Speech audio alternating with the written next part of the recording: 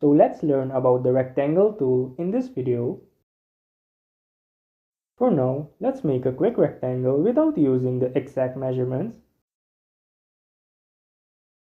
You can find the measurement box in the right corner, right here.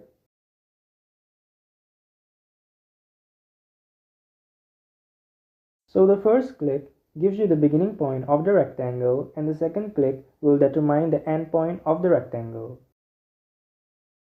And this is the way how we can create a quick rectangle in SketchUp.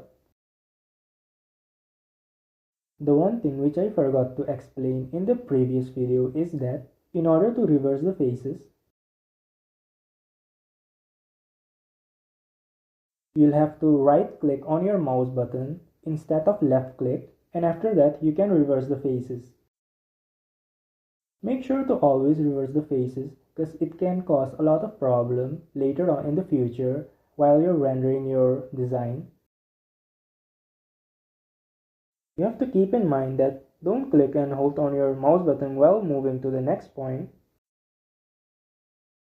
because this can cause actually a lot of problems. You can just see it as a simple 2-click process. Now let's delete this rectangle. In order to do that, just left click and hold on your mouse button while selecting this rectangle. And after selecting the rectangle, you can hit the delete key on the keyboard. You can also use the eraser on the large toolbar set. But if you use that, you'll have to delete all these edges one by one, which can be actually very time consuming. The next thing which we are going to learn is how we can create a quick rectangle by using the exact dimensions. So let's make one of 6 by 4 meter. In order to make one, first let's specify the beginning point of the rectangle. And after that, just type in the value 6,4 meter and then just hit the enter key. Don't try to enter the value from the measurement box because it doesn't work in that way and it can cause a lot of problems. Just one last tip very quickly.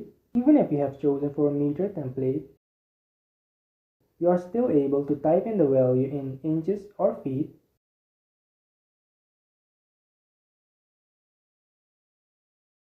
For example, you can type in 6 feet, 9 feet,